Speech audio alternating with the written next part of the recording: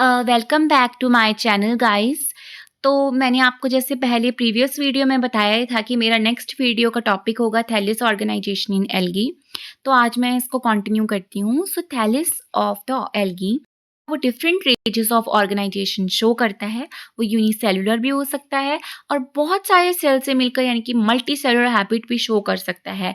यानी कि अगर बहुत सारे सेल्स इकट्ठे जुड़ जाएंगे तो वो अब डिफरेंट ऑर्गन्स की तरह हमें विजिबल होंगी। एग्जैक्टली मैं नहीं बोल सकती हूँ कि वो रूट ही है, बट उस तरह का हमें स्ट्रक्चर जो है वो विजिबल होगा, लाइक हायर प्लांट्स में जैसे वो दिखता है। तो जैसे ये बिल्कुल फ्यू माइक्रोन यानी कि बहुत ही छोटे और सेवरल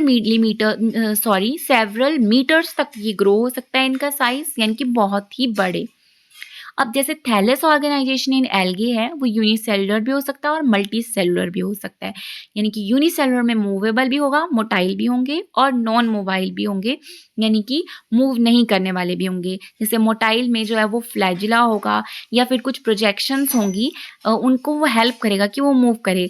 तो वो फर्दर स्लाइड्स में आपको मैं दिखाऊंगी विद एग्जाम्पल। जैसे मोटाइल में राइजोपोडियल है, यानी कि मैं आपको बता ही रही हूँ, वो कुछ इस तरह की प्रोजेक्शंस होंगी जो उसको मूव करने में हेल्प करेगा, या फ्लैजिलेटेड होगा जो फ्लैजिला की मदद से मूव करेगा, या नॉन मोटाइल होंगे जो कॉकॉइड हैं और स्पाइरल हैं, यानी कि मूव नहीं करेंगे लेकिन फिर भी एक तरह से यूनिसेलुलर हैं। और वहीं पे अगर हम मल्टी सेलुलर को देखते हैं तो वो कॉलोनीज भी फॉर्म कर सकते हैं, वो एग्रीगेटेड फॉर्म में भी हो सकते हैं, वो फिलामेंटस भी हो सकते हैं, साइफोनियस भी हो सकते हैं और पेरेन्काइमेटस भी हो सकते हैं। वहीं पे जो कॉलोनियल है वो मोटाइल भी हो सकते हैं, नॉन मोटाइल भी हो सकते हैं, एग्रीगेटेड पाल्मेलॉइड भी हो सकते हैं, डेंड्रॉइड भी हो सकते हैं, राइजोपोडियल भी हो सकते हैं। और यहाँ पे जो फिलामेंटस हैं वो ब्रांच्ड हैं, अनब्रांच्ड हैं। अनब्रांच्ड में फ्री फ्लोटिंग है, अटैच्ड है, कॉलोनियल है। और हमारे जो ब्रांच्ड हैं उसमें फर्दर डिवीजन होती है फॉल्सली ब्रांच्ड, ट्रूली ब्रांच्ड, जो हमें दिख रहे हैं कि हाँ उनका बिल्कुल ही ब्रांचिंग हुई है। वो सिंपल हेटेरोट्राइकस हैबिट दोनों ही शो करते हैं। या स्यूडो पेरेन्काइमेटस जो होंगे वो यूनिएक्सियल या फिर मल्टी एक्सियल होंगे। तो बस टॉपिक यही है हमारा थैलेस ऑर्गेनाइजेशन। तो यहाँ पे हमें ब्रीफली एक माइंड मैप की तरह बता दिया है कि एल्गे जो है वो थैलेस इस तरह से मल्टी सेलुलर यूनिसेलुलर फॉर्म में अपेयर हो सकता है। तो फर्दर अब बस यही इनकी एक्सप्लेनेशन है और इसके एग्जाम्पल्स जो वो हमें गिवन है। तो आइए इसको हम पढ़ते हैं। सबसे पहले हमारे पास यूनिसेलुलर एल्गे से हम स्टार्ट करेंगे। तो यूनिसेलुलर जैसे नाम से पता लग रहा है कि एक ही सेल है, ए सेलुलर एल्गी होगा और कंप्लीट ऑर्गेनिज्म की तरह यहाँ पे ये काम करेंगी। जैसे मैंने आपको पहले बताया था कि जैसे गैमीट फॉर्मेशन होती है वहाँ पे भी यूनिसेलुलर होते हैं।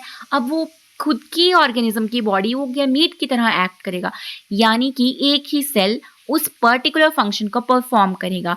तो अब यहाँ पे जैसे यहाँ पे एग्जाम्पल हमें दिए हैं रोडोफाइएसी यानी कि रेड एल्गी, फियोफाइएसी, ब्राउन एल्गी, कैरोफाइएसी, ये सारी तीनों families advanced form of algae है। तो इनमें ये नहीं देखा जाएगा, लेकिन जो हमारी प्रीवियस है जो बिल्कुल ही प्रिमिटिव टाइप ऑफ एल्गी की फॉर्म्स हैं वहाँ पे ये करेक्टर जो है वो हमारा यूनिसेलुलर एल्गी वाला ऑफ कोर्स देखा जाएगा। तो अब यहाँ पे फर्दर इनकी डिवीजन मैंने आपको जैसे चार्ट में दिखाई थी कि मोबाइल भी हो सकते हैं और नॉन मोबाइल, यानी कि मूवेबल भी होंगे और नॉन मूवेबल भी होंगे। तो अब मूवेबल किसकी वजह से होंगे? राइजोपोडियम की वजह से।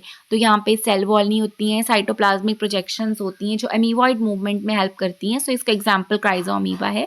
यहाँ पे आप देख सकते हैं कि यहाँ पे कुछ हमारी स्यूडोपोडिया है, ये क्रोमेटोफोर्स हैं, यहाँ पे इसका न्यूक्लियस है, यहाँ पे फ्लैजिलम है। सो यहाँ पे फ्लैजिला है, यहाँ पे इसका स्यूडोपोडिया है, यानी कि राइजोपोडियल फॉर्म्स जो है वो यहाँ पे प्रेजेंट है और ये इसको मूव करने में हेल्प कर रही हैं। जैसे यहाँ पे क्लमाइडोमोनास है, यहाँ पे इसमें हमारे फ्लैजिला प्रेजेंट हैं, तो ये इसके मूव करने में हेल्प करेगा। है तो ये एक ही सेल, बट इस एक ही सेल जो है वो एक पर्टिकुलर स्पेसिफिक फंक्शन को भी परफॉर्म कर रहा है और ये मूव भी कर रहा है। तो ये इन एल्गी में देखा जाता है। तो इसका एग्जाम्पल भी यहाँ पे गिवन है और इसका फंक्शन भी यहाँ पे हमें दिया है। उसके बाद सेकंड है, जैसे हमारे पास फ्लैजिलेटेड यूनिसेल्स हैं, हम ये फ्लैजिला की मदद से मूव कर रहे हैं। जैसे मैंने आपको पहले बता ही दिया, क्लेमाइडोमोनास इसका एग्जाम्पल है, क्लोरोफाइएसी इसका, यूग्लिना इसका एग्जाम्पल है। ये सारे जो है वो हमारे फ्लैजिला से मूव करते हैं। हम नेक्स्ट है non motile sales. Non motile sales यानी कि एक ही जगह स्टैग्नेंट रहेंगे, जैसे स्पाइरुलिना है और हमारा क्लोरेला है, साइनोफाइएसी के मेंबर्स हैं, क्लोरोफाइएसी के मेंबर्स हैं। बिल्कुल सिंपलेस्ट फॉर्म ऑफ एल्गे में ये नॉन मोटाइल सेल्स जो होते हैं वो देखे जाते हैं, जैसे मैंने आपको बताया कि प्रिमिटिव फॉर्म में होते हैं। Your next category is your multi cellular algae, यानी कि बहुत सारे छोटे छोटे सेल्स आपस में जुड़कर एक एग्रीगेटेड फॉर्म बनाएंगे या एक कॉलोनियल फॉर्म की अपीयरेंस करेंगे और फिर वो एक पर्टिकुलर फंक्शन को परफॉर्म करेंगे। तो जैसे सबसे पहली कैटेगरी है कॉलोनियल हैबिट। तो कॉलोनियल हैबिट में यहाँ पे एग्रीगेशन हो जाती है सेल्स की और म्यूसिलीजिनियस शीथ जैसी फॉर्म कर देते हैं।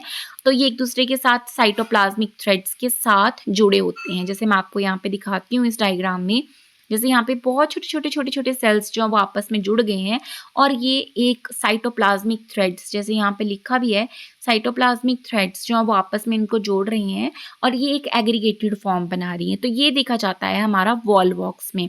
ये देखो यहाँ पे इसके एग्जाम्पल दिए हैं, वॉलवॉक्स है, पेंडोरिना है, सिंडेसिमस है, हाइड्रोडिक्टॉन है। अगर हमने यहाँ पे कोट करना हो एग्जाम्पल तो हम इनमें से एक या दो उठा सकते हैं, ज़रूरी नहीं हमने सारे याद करने हैं, बट एक या दो examples we can write it out.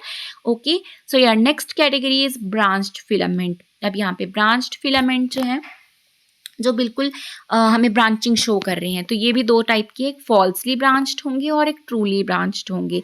Falsely branched means they are broken ends emerge out of the mucilaginous sheath in the form of branch but they do not arise as a lateral outgrowth. So जो truly branched होंगे वो arise करेंगे lateral outgrowth की तरह, लेकिन यहाँ पे ये नहीं करेंगे। स्काइटोनीमा है इसका एग्जाम्पल है, ये फॉल्सली ब्रांच्ड होता है। बट जैसे यहाँ पे अगर हम देखते हैं ये क्लैडोफोरा है, क्लैडोफोरा में क्या होता है कि ये ट्रूली ब्रांच यहाँ पे हमें देखने को मिल रहा है, यहाँ पे बहुत सारी ब्रांचिंग हुई है और एक मेन एक्सिस से ये निकला है और यहाँ पे ये कहीं बेसल सेल के साथ कनेक्टेड है। नीचे जो है इसका बेस की तरह जो है प्रेजेंट है बेसल सेल, उससे ये फर्दर डिवाइड हो रहा है, बाइफर्केशन शो कर रही हैं और बहुत सारी ब्रांचिंग यहाँ पे दिख रही है हमें। ये क्लैडोफोरा है, जैसे मैंने आपको यहाँ पे समझा ही दिया। तो ये ट्रूली ब्रांच्ड है और यही ट्रूली ब्रांच जो है वो फर्दर 3 कैटेगरीज में डिवाइड है। एक सिंपल फिलामेंट होता है, एक हीटेरोट्राइकस हैबिट होता है, एक स्यूडोपैरेन्काइमेटस हैबिट होता है। तो जैसे सिंपल फिलामेंट मैंने आपको बताया था क्लैडोफोरा, यहाँ पे क्या होता है जितना भी थैलस है वो substratum by the basal cell attached होता है और ब्रांचेस करती हैं बहुत सारी अराइज। तो ये क्लैडोफोरा हो गया। हीटेरोट्राइकस हैबिट जो है पूरा ही थैलस डिफरेंशिएट हो जाता है प्रोस्टेट में, इरेक्ट में। तो जो दोनों है वो बहुत अच्छे से वेल डेवलप्ड होते हैं, जैसे फ्रिस्चेलिया है, एक्टोकार्पस है। सो यहाँ पे जो होगा वो एक्टोकार्पस, तो यहाँ पे हमारा देखिए आप डायग्राम में देख सकते हैं प्रोस्टेट और इरेक्ट हैबिट जो वो यहाँ पे शो कर रहा है, ये एक्टोकार्पस में है और भी कई तरह के एग्जाम्पल्स जो है वो इसमें हमें दिख रहे हैं। और अब जो फाइनली हमारा थर्ड कैटेगरी है वो है साइफोनिशियस फॉर्म। तो ये जो थैलस होता है वो एसेप्टेट होता है और मल्टी न्यूक्लिएट होता है, इसको टर्म देते हैं हम सीनोसाइट।